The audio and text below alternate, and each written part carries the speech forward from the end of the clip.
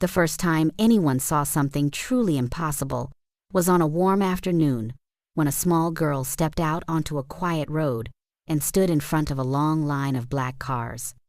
The cars were moving slowly, rolling like silent shadows across the pavement.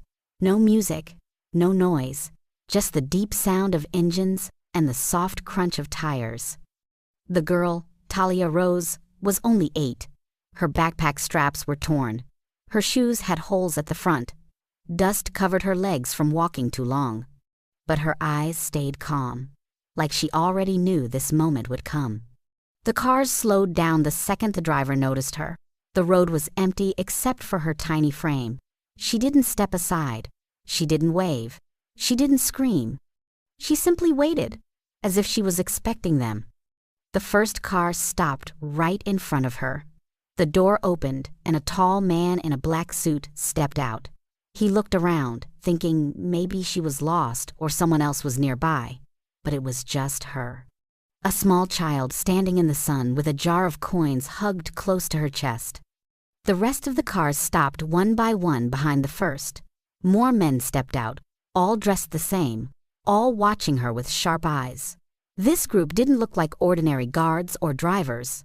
They moved with purpose, forming a loose circle without speaking. Then the last door opened.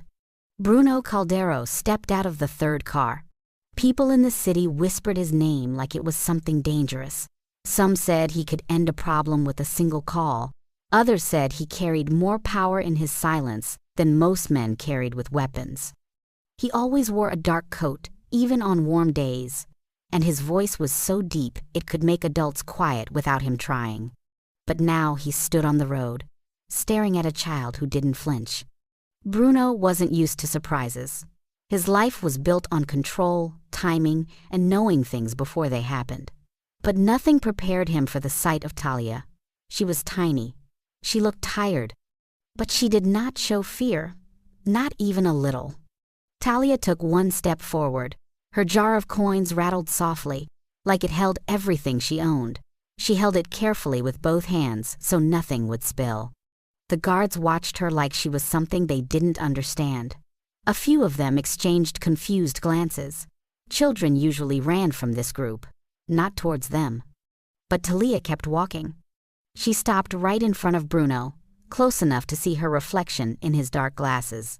For a moment, neither of them spoke. Even the wind felt quiet, as if the whole world waited to see what she would do. Then Talia opened her jar. She reached inside, counted slowly, and pulled out 5 wrinkled dollars. She looked up at the man everyone feared and held the money toward him with both hands. "It's payment," she said softly. "I need your help." Bruno's eyes narrowed not in anger, but in confusion. He had never been paid $5 in his life, and never by a child. Before Talia ever found herself standing in front of black cars on a quiet road, her life was much smaller, quieter, and filled with worry. She lived with her mother in a tiny apartment at the end of a narrow hallway. The walls were thin, the lights flickered, and the floor creaked whenever someone walked past. But to Talia, it was home. Her mother, Mrs. Rose, tried to keep things normal. She swept the floor slowly, folded clothes with care, and always smiled when Talia looked at her. But lately, her smile didn't last long. Her breathing had become weak, like each inhale was a heavy task. Some mornings, she had to sit on the edge of the bed for several minutes before she could stand. Talia noticed everything. She noticed how her mother held her chest when she coughed. She noticed how she hid hospital papers under old magazines. She noticed how tired her eyes looked, even when she tried to hide it. Every night, Talia would sit beside her and hold her hand. She didn't ask questions because she didn't want to make her mother sad. But worry stayed with her like a shadow. Money was the hardest part. Her mother cleaned houses when she had the strength, but jobs became less frequent as her health worsened. Bills piled up. Medicine was too expensive. And then there was Mr. Garris. He was the landlord, a man who enjoyed speaking loudly so everyone could hear his anger. He knocked on their door almost every week, sometimes twice. His heavy fist made the walls shake. "Talia, open up! Rent is due!" he would shout. Talia never opened the door when her mother was too sick to get up. She would sit quietly, holding her breath, waiting for him to leave. Sometimes he stayed long enough to shout warnings about eviction. Sometimes he kicked the bottom of the door on his way out. Each visit made her mother weaker. One night, after he left, Mrs. Rose sank onto the couch and whispered, "We'll be fine." But her voice trembled, and Talia knew it wasn't true. That was when Talia started saving everything she could. She found coins on the sidewalk. She collected old bottles and returned them for small change. She helped neighbors carry bags so they would give her leftover coins. She kept all of it in a cracked jar she washed and dried herself. She didn't know what she was saving for. She only knew she needed it. As days passed, the pressure grew heavier. Her mother coughed more. The landlord shouted louder, and the apartment felt smaller, like it couldn't hold any more fear. One afternoon, while buying bread, Talia overheard two old men talking near a street corner. Their voices were low, but she caught a name she had heard only once before: Bruno Caldero. They whispered that he fixed things, that people didn't bother anyone he protected. They spoke about him like he was a storm people stayed out of the way of. Something about that moment stayed with Talia. She didn't know who he really was, or what he truly did, but she remembered the fear in the men's voices. Fear meant power, and she needed someone powerful. That night, as her mother struggled to breathe in her sleep, Talia pressed both hands on the jar of coins. For the first time, she knew exactly who she needed to find. Talia woke up before the sun rose. The apartment was quiet except for her mother's soft, uneven breathing. The air felt heavy, and the room was dark except for a thin line of morning light peeking through the blinds. She slipped out of bed, careful not to wake her mother, and picked up her cracked jar of coins. She counted the money one last time. It wasn't much, just a small pile of wrinkled dollars and coins she had collected over many days. But she closed the lid tightly, placed the jar in her backpack, and pulled the zipper until it couldn't go any further. She put on her worn-out shoes, the ones with the front part lifting slightly off the sole. She tied the laces twice so they wouldn't come undone. Before leaving, she walked to her mother's bedside and touched her hand lightly. Her mother didn't wake, but her fingers twitched as if she felt the touch. "I'll be back," Talia whispered softly, though she wasn't sure her mother heard her. Outside, the hall smelled like old carpet and cleaning chemicals. She walked slowly down the stairs, holding the railing because the steps were uneven. When she reached the street, the early light painted everything pale blue. Most shops were still closed. The bakery across the road had just opened, and the smell of warm bread filled the air. Talia turned left, moving toward a part of the city she had never visited. She followed the directions she had quietly gathered from adults who didn't think she was listening. She didn't have a map. She didn't have a phone. All she had were footsteps and guesses. As she walked, the buildings changed. The paint peeled more, the windows were cracked, stray cats watched from trash cans. A few people stared at her, confused. Children didn't walk alone this far. Not this early. Not in these streets. But Talia kept moving. After an hour, she reached a busier area. Cars honked. Street vendors argued over prices. Smoke from food carts filled the air with the smell of fried meat. People pushed past her without looking. Talia stayed close to the walls to avoid bumping into anyone. She reached an alley with a broken sign and paused. She remembered a man saying, "When the streets get too quiet, you're close." He was right. The noise faded as she walked deeper in. The shops had metal bars over the windows. The sidewalks were cracked. The walls were covered in faded posters. Soon, two men wearing black jackets stepped out of a doorway and stared at her. Their faces showed confusion, not anger. Children did not walk down that road alone. Talia lowered her head and walked past them without stopping. She had no time to explain herself. When she reached the end of the road, the city opened into a wide street, lined with tall trees. The air here felt different, still, and heavy. This was the part of town everyone whispered about. The part connected to the man with too much power. She stood there quietly, letting her breath slow down after walking so far.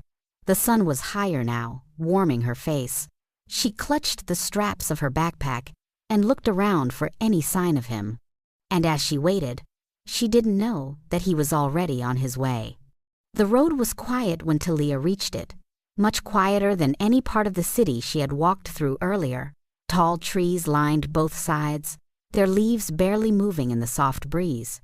There were no shops, no shouting voices, no rushing cars, only a long stretch of pavement that seemed to lead nowhere special. Talia stood at the edge of the road, her backpack hanging loosely from her shoulder. She felt tired from walking so long, so she sat on a flat stone near the side. She placed her jar of coins on her lap and held it with both hands. The jar felt warm from the sun. She took slow breaths and tried not to think about her mother coughing alone at home. The air stayed still for a few minutes. Then, everything changed. A deep rumble echoed from far away. Talia looked up and saw a line of black cars approaching, each one identical, each one moving with slow confidence. They didn't weave or rush. They glided down the road, like dark shadows sliding across water. People in the distance moved away quickly. A man riding a bicycle turned around. A woman pulling a cart stepped backward. Everyone who saw the cars understood what they meant, but Talia didn't run. She stayed seated on the stone, watching the cars come closer. The first car slowed, then the second, then the third. All of them stopped right in front of her. For a moment, nothing happened. The engines hummed quietly. The road felt frozen. Then a door opened. A man in a black suit stepped out and looked around, expecting to see someone else. His eyes landed on Talia. He frowned, unsure what a small child was doing here. He signaled to the others. More men stepped out of the cars behind him. They spread out naturally, forming small groups, scanning the area. Talia stood up. Her legs felt stiff, but she didn't hesitate. She held her jar close to her chest and walked forward. The guards watched her with confusion. She wasn't crying. She wasn't lost. She was walking straight toward them like she had planned this moment. Then the last door opened. Bruno Caldero stepped out of the third car. He was tall with broad shoulders, dressed in a long, dark coat that brushed the road as he moved. His face looked calm, but his eyes were sharp and unreadable. He wasn't a man who smiled. He wasn't a man who asked questions unless he needed answers. But now he stood still, staring at a child who seemed untouched by fear. Talia walked right up to him. Bruno didn't speak. He didn't move. He simply watched her, trying to understand why a girl so small had walked across such dangerous places to stand in front of him. Talia placed her jar on the road and opened the lid with careful fingers. The coins rattled softly. She reached inside and pulled out $5. The bills were wrinkled and folded many times. She held them up toward him. "It's for you," she said softly. "I came to pay for help." Bruno's guards exchanged quick, confused glances. None of them understood, but Bruno's eyes stayed on the girl, studying her, trying to read the story hidden in her tired face and thin hands. He slowly lowered his head so he could hear her better. "What kind of help?" he asked quietly. Talia looked straight into his eyes. And for the first time, she explained why she had searched for him. Talia held the $5 tightly in her small hands, and her voice was steady, even though her heart was pounding. She looked up at Bruno Caldero, the man everyone feared, and began to speak. "My mother, she is sick," she said softly. "She coughs all the time. She can't sleep. She can't work. We don't have enough money for medicine, and our landlord, he wants to throw us out. He says we have to leave, or he will come back and make us leave anyway." Bruno didn't move. He listened. His face showed nothing, but his eyes flicked from her hands to her tired face. Her words were simple, but they carried the weight of years spent worrying alone. Talia continued, "I don't want anyone hurt. I don't want revenge. I just want time. I just want a little peace. Just enough so my mother can breathe and not be scared all the time." She paused and looked down at the jar. "I don't have much. Just these $5. It's all I have, but I want to pay you for your help, even if it's only a little. That's why I brought it." Bruno's gaze softened ever so slightly. He had faced men with knives, men who threatened him with violence, and men who tried to trick him with lies. None of them had come to him like this. None had asked for help without fear. None had offered money that was barely enough to buy a loaf of bread. The guards behind him shifted, unsure what to do, but Bruno remained still, silent, and focused on Talia. She was so small. She was so fragile. Yet she carried courage in a way he had rarely seen. Talia looked back up.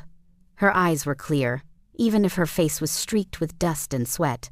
"Please," she said. "I just want my mother to be safe. I just want her to be able to live without being scared." The road was quiet. Only the wind moved through the trees, carrying leaves across the pavement. The cars waited behind him. The men in black jackets held their positions, but even they seemed to understand the unusual moment. It was not a fight. It was not a demand. It was a child asking for something impossible. And somehow, her honesty made it feel possible. Bruno studied her a long time. He looked at the worn shoes, the cracked jar, the $5. He looked at her small frame, standing tall despite exhaustion, and at the courage in her eyes. He didn't speak yet. He didn't move. He simply looked. And in that quiet, Talia had said everything she needed to say. The words hung in the air between them, heavy with hope, fear, and desperation. She had done what no adult could. She had asked for help in the only way she could. She had offered what little she had. She had trusted someone powerful with her most precious thing, her mother's safety. And she waited, holding her breath, for him to respond. Thanks for watching, and don't forget to subscribe for part 2.